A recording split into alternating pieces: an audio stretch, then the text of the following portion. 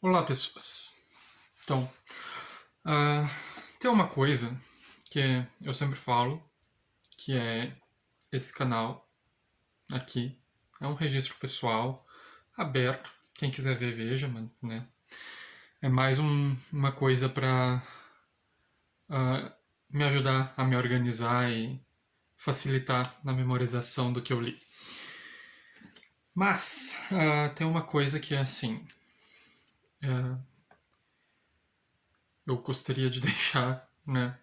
Que é o Carlos Heitor Coni é um dos meus autores favoritos, meu autor brasileiro favorito.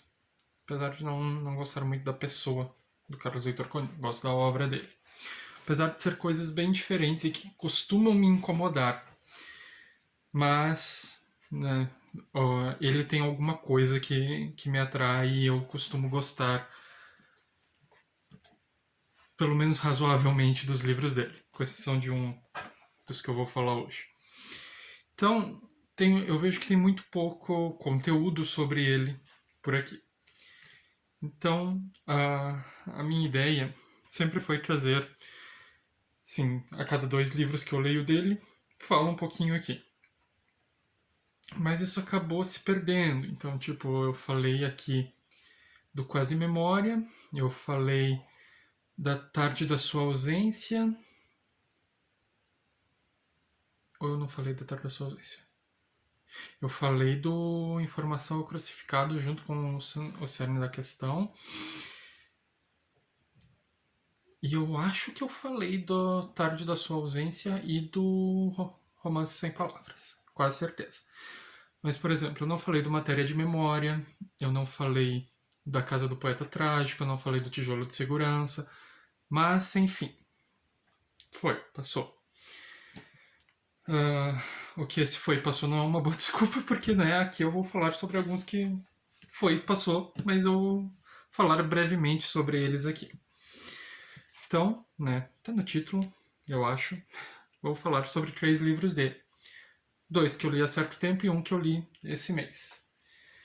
Então, os 2 que eu li há um certo tempo eu vou passar brevemente sobre, né? O primeiro deles é O Piano e a Orquestra, que é um livro que eu nem sabia da existência. Né? As minhas pesquisas de Alfaguara com capas de padrão e de Carlos Heitor Coni, esse livro passou batido. Aí eu vi ele para troca no Scooby e peguei. Chegou, li, é um livro um pouco maior. As páginas são grossas, então ele não é tão grosso quanto aparenta. Ele não tem nem 300 páginas, ele só parece ser grosso. Mas ele é um livro mais lento mesmo. E ele é o livro mais diferentão, assim, do que eu li do autor até agora. Aqui a gente vai ter 2 primos. Um dos primos é um narrador e quase não faz nada na história, quase não aparece na história. E o primo dele, que é o Francisco. O Francisco, ele é um rebelde, assim, né? E ele, um belo dia, ou não tão belo, ele lê a Bíblia e decide que ele vai ser oposição. Então ele dedica a vida dele a ser oposição a Deus. Então tem todas as tramóias que ele faz ali, até que um momento, em um determinado momento, isso está ali no começo do livro mesmo, o livro vai indo para o presente e voltando para o passado,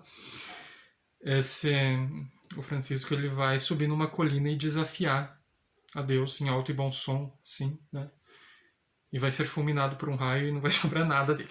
Mas, e vai ter as repercussões disso também, e a gente vai, depois desse episódio ser contado, a gente vai acompanhando um pouco mais do passado também, como ele chegou ali, como que ele virou um torreiro de um circo que não tem touro, mas tem um boi que fugiu de um abatedouro.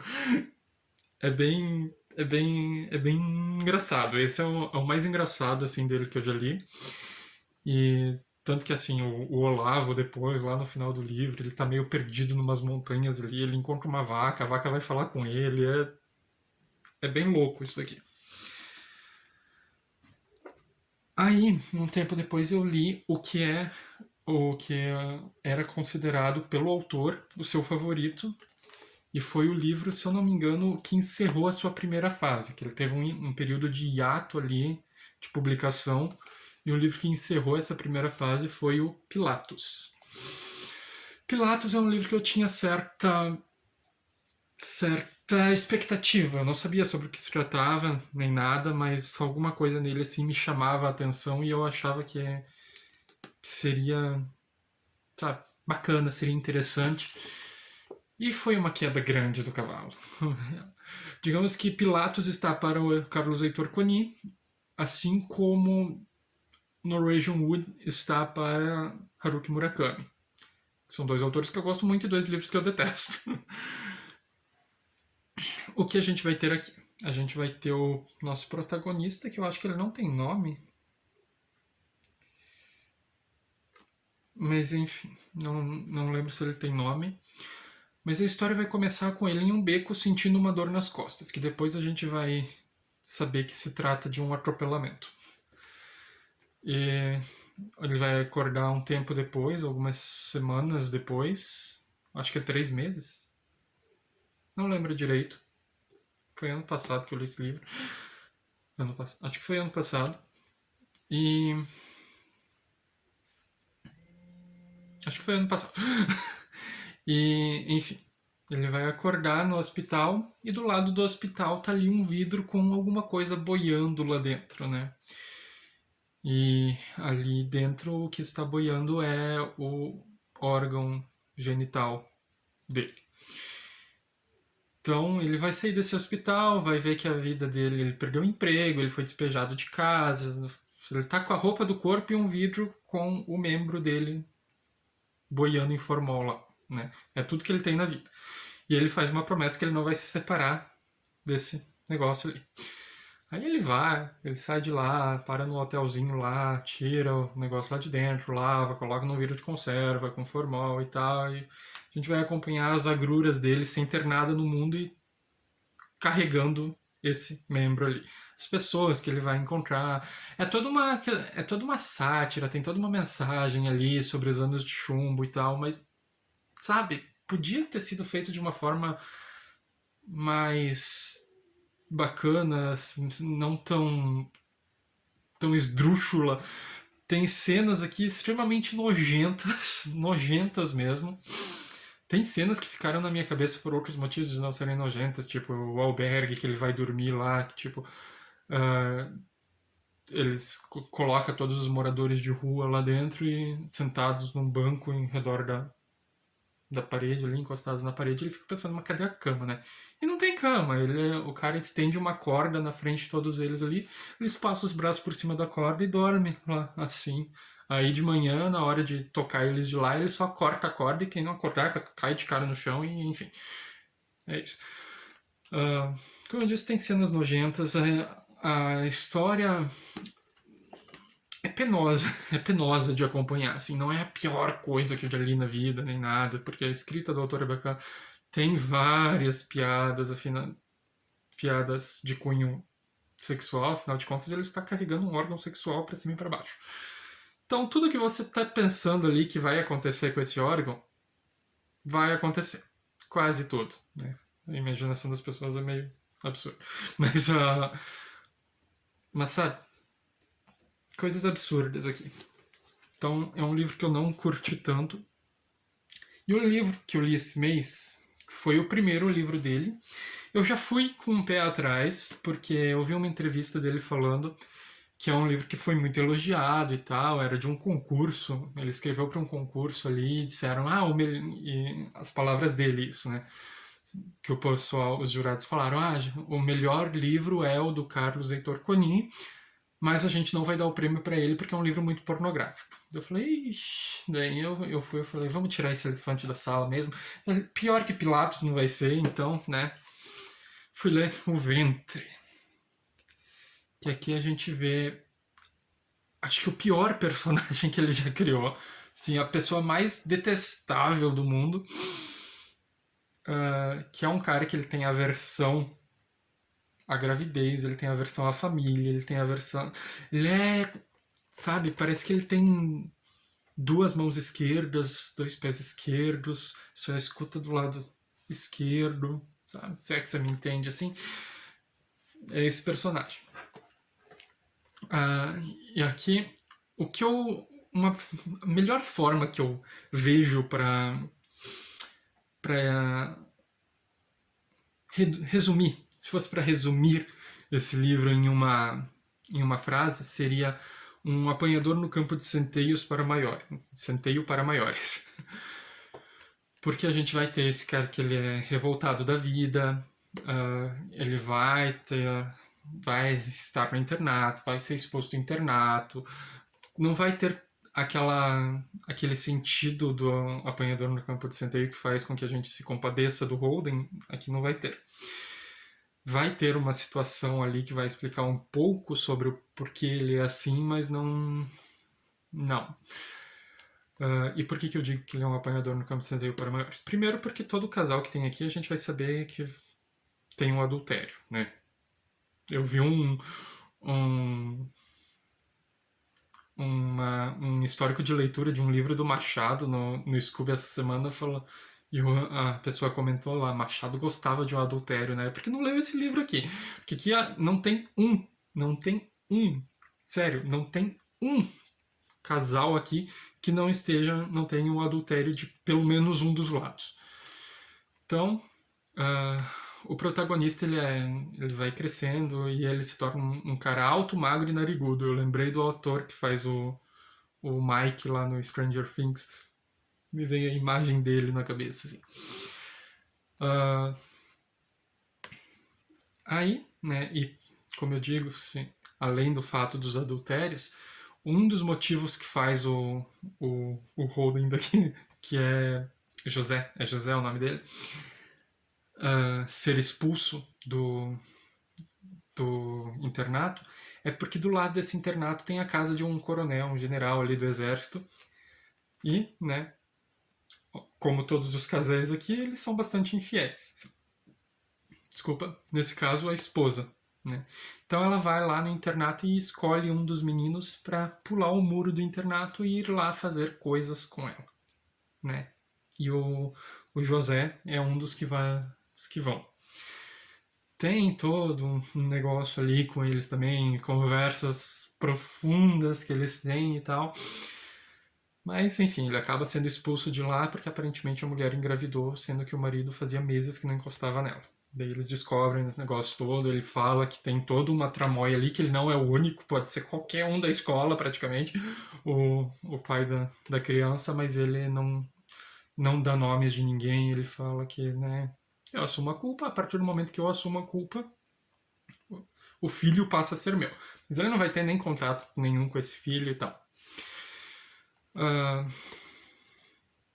Uma coisa interessante que eu achei interessante, foi ótimo, né? Mas uma coisa que tem aqui que é dar pano pra manga é porque, tipo, o nome do José a gente vai saber ali pro meio do livro, mais ou menos. Demora para ser revelado o nome dele.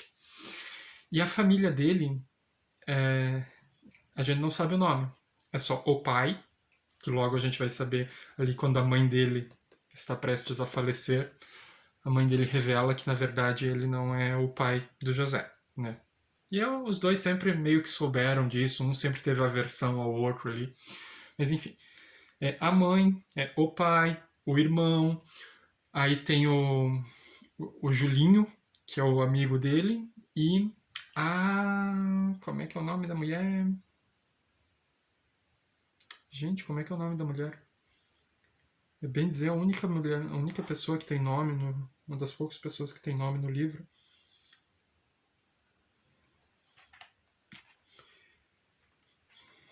Mas não vou lembrar. É uma vizinha ali, amiga dele, do Julinho, do irmão. Helena. Que ela tinha certas intimidades com ele no porão da casa ali. Daí, quando crescem, ela acaba casando com o irmão dele. E tem todo um fuzuê ali, como eu disse, né? Todo casal tem um adultério. A parte ali do adultério da Helena, quando tá casada com o irmão do José, é a parte mais interessante, assim, onde o adultério vai ser trabalhado de uma forma melhor e vai ter uma razão para existir, digamos assim, porque os outros é meio que, né, Oh, adultério, ninguém é fiel no mundo. Aí, né, aqui, esse último adultério, ele tem uma razão para ser. O final do livro, ainda não sei direito o que pensar sobre ele, porque ele é um final. Ele é meio tenebroso, assim, ele é meio obscuro, ele é meio incomodativo, mas mostra bastante da essência do José, que a gente já veio acompanhando e sabe que ele não presta, nunca prestou e nunca prestará. Mas a gente vê que talvez essa coisa de o pai que cria, sabe, ter mais influência sobre, né, obviamente tem mais influência, né, a gente vê que, né, enfim, vou falar essa parte, né, quem não quiser saber, tchau. Mas assim, lá no final vai ter o filho da Helena, que não é filho do irmão, e fica sendo. Todo mundo acredita que seja filho dele, apesar de que ele nunca encostou na Helena, ali depois de grande, pelo menos. Mas, né, todo mundo acredita que seja filho dele. Inclusive a Helena, né, larga o filho com ele e adeus. E um dia essa criança pergunta para ele por que os pássaros cantam. E daí ele fala que os pássaros têm um apito na barriga. E daí o Piazinho vai e estirpa um monte de pássaro para ver se eles realmente tinham um apito na barriga. E aqui as últimas palavras. Aqui, o final, o último parágrafo do livro, bem dizer. Perguntei por que havia feito aquilo. Queria ver se tinha mesmo um apito na barriga. Como prêmio, levei-o ao cinema. Fomos de mãos dadas. Comprei-lhe balas. Prometi-lhe um canivete. Não há dúvidas. Esse menino promete. Não há dúvidas. Este menino promete. Ainda bem que esse menino não existe de verdade. Mas enfim, tá aqui. Como eu disse, é um autor que eu gosto bastante, apesar de ele ser meio, né, assim. Os próximos livros que eu vou ler dele provavelmente só ano que vem, mas são dois aqui que eu tenho. Tem alguns livros de crônicas dele, mas acho que os de crônica não tem muito por o que comentar, enfim. Sei que saiu um livro novo dele, sim, ele morreu no início de 2018, mas, né, lançaram um livro inédito dele. Acharam lá nas anotações e coisa, é, é Evangelho segundo Mateus, alguma coisa assim. Acho que é isso. Enfim, ali embaixo tem o meu link da Amazon, o link da lista de desejos, o blog da Kelly, o link do Scooby e o Instagram.